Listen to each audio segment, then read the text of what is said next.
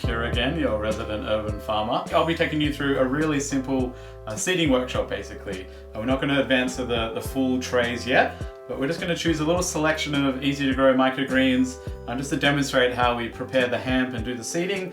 And so we've got a little bit of fun germination happening over the next couple of weeks while we start to deal with some of the other content. So for today, pretty simple. You just need the little black trays you would have received in your kits. These nice big mats of hemp.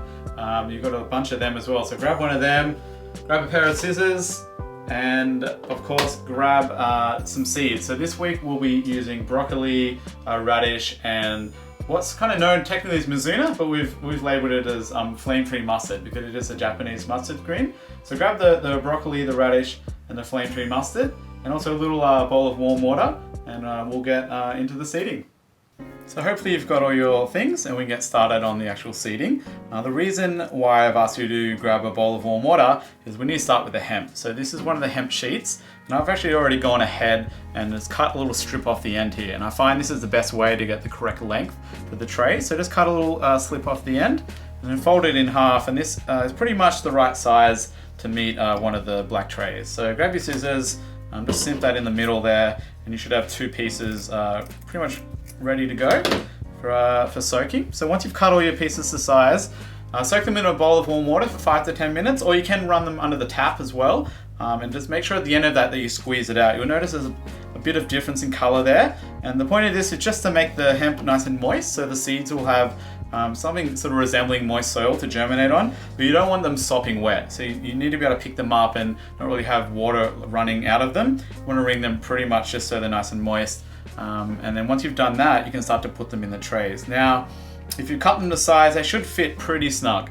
But you will find the odd one is maybe a little bit too short or not wide enough. That's fine, because once the hemp is wet, it's actually really easy to stretch. So I've deliberately left this one short. I just want to show you how to stretch it. Just grab it and just sort of pinch it between your fingers and just pull it slightly. You give it little tugs. And when it's wet and when it's warm, it actually stretches quite easily. So just sort of side to side and end to end. And then you can sort of check it and adjust, and mine needs a little bit more length and a smidge more on the sides. And just sort of keep playing with it. This is really great to do barehanded. It's really nice and therapeutic, and it feels great on the skin, which is also a part of the fun. So you see there, I've stretched it out, it fits nice and snug. And what we're looking for here is just that little raised edge around the side of the tray, purely just to stop the seeds from falling through. So it's nothing any fancier than that. We just don't want to waste any seed, which can happen if there's any small gaps because the seeds are quite tiny. So once you've got your 3 trays ready like that, that's great. You can put them down, and we're going to move on to actually doing the seeding. So now that we've got our hemp trays prepared, we can begin the seeding process. I recommend getting the seeds and pouring them into a small dish or a glass. That way you don't risk spilling the entire packet, and also you can keep cross-contamination to a minimum.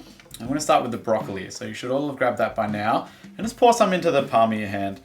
We like getting hands-on here at Farmall, so don't bother using a spoon or anything like that, because it's good to get a feel for the seeds, and I think you'll start to become more comfortable as you go. So just grab a little pinch and just start dropping them on the hemp mat. I'm just going to do one for them now. Now with this, you don't really need an exact measurement, so don't worry about weighing it out or getting an exact sort of tablespoon measurement or anything like that. And what you're looking for is just a nice even coverage, and that will vary based on the seed, which is why we don't give you exact measurements, because different seeds are different sizes and different weights. We just want you to go until it kind of looks right. So you can see here, we're just sprinkling on, doing a couple more. And if you get any clumps or anything like that, that's fine, because you can fix that by hand after we do the seeding. So a few more, and then always put your seeds directly back into the glass, and just keep that separate. So you want to keep track. You can see here like the broccoli and the Mizuna or the mustard, quite similar in size and color. And it'd be very easy to get them mixed up. And also if you poured the wrong one into the wrong packet, it's a bit of a nightmare trying to separate it, and you'll find that for weeks and weeks more you'll be seeding something and getting a different thing growing, and vice versa. So keep them separate, and that way you won't have any mix-ups. And you can see here, we've got pretty good coverage. I'm actually pretty happy with that. But what we want to avoid here, and if you have this at home, just any large clumps of like 5 to 10 seeds touching each other. We just want to break them up a little bit. Now you won't get every seed totally isolated by itself. That's fine. A couple touching each other is all right, because when they start to germinate, they'll kind of push each other out of the way as their roots grow. So just going to do that there.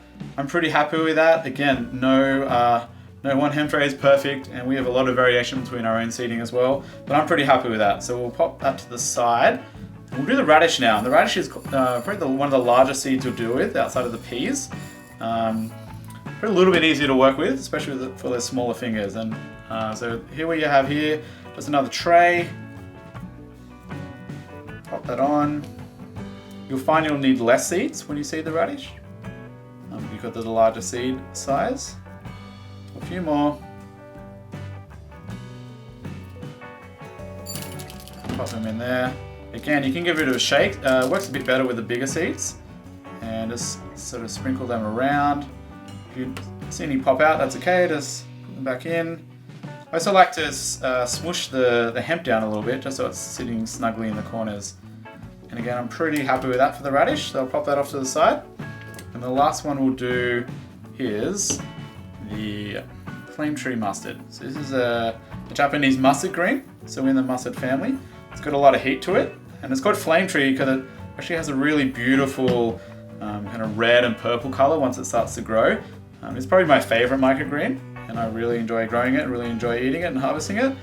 So we'll sprinkle these on. These are also very, very small seeds, even smaller than the broccoli. So you'll find you probably need a little bit more than the last two. And you'll start to get a feel for it as you seed during the weeks. Same premise here though, you just don't want any large bunches of them. I'm pretty happy with that, that's pretty much the right amount.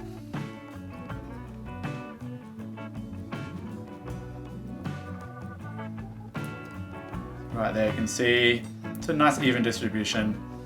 And there we go. So we have our 3 hemp trays, all seeded, good to go. The last thing we need to do is to spray them with some water. So I've got my water bottle here. And here we just want to get them moist, but we don't want to soak them. So just a few sprays per tray. Sort of 3 to 4 is enough. Sometimes I like to do one more for good luck. And there we go. So we've stretched the hemp, we put the seeds onto them, and then we've now sprayed the seeds with some water. And that means we've got all the conditions needed to start germinating these seeds. Once you've done with that, just, you want to find somewhere nice and warm to put them, because the seeds require a little bit of warmth. And just put a little lid on there. So in the instructions we've said use a chopping board or a small dinner plate or a lid from a pan, something like that. I've just grabbed a small dinner plate, pop that over, and that's pretty much it. So all we're trying to do here is block out as much light as possible. It doesn't have to be completely light proof, because a little bit here and there is fine. And we'll find that after sort of 2 to 3 days we'll get some germination. We recommend on about between day 1 and 2, just lift it up and give it another spray or 2. Just want to make sure that hemp doesn't dry out. So you can sort of touch it with your finger and it still feels moist, it probably doesn't need a spray. And if it's starting to dry out, give it another little spritz. The point of that is just to keep the hemp moist so the seeds have something to grow into. But we want to avoid over watering the hemp. I've seen it sometimes, and even we've done it, where we over soak the hemp or we spray it too much and a little pool of water starts to form, and then you find the seeds are actually sitting in water and they won't germinate and they'll actually start to rot at that point. So just keep it moist but not too moist. You don't want to flood or drown the seeds. And after sort of a few days you'll actually see some germination, and so at that point you can take the lid off. Now what you're looking for in germination is just some small white stems and a couple of little tiny leaves that are starting to pop up. And once you see that across the majority of the seeds, take the lid off and put it in a nice sunny light position, and it will then start to grow in the natural light at that point. And then after sort of 7 to 10 days, you should have some fairly well established microgreens, and you can then start harvesting from that point on. So there we have it. We've come to the end of our first seeding lesson. You should have 3 trays ready to go: broccoli, radish, and our flame tree mustard. And you can see I'm wearing my big party farmer hat because I'm excited, and hopefully you guys are all excited. We've done our first seeding workshop, and that's really what we all signed up for. I'd love for you to all post photos and updates that's showing the successes and the excitement of seeing those first few microgreens shoot up and those leaves forming. And also any questions or issues you're having, let's troubleshoot them and help each other out as we go through this. Good luck growing over the next couple of weeks, and also we'll be able to check on them next week and see how you're going. Until then, this is Farmer Luke saying happy growing, and we'll speak to you soon.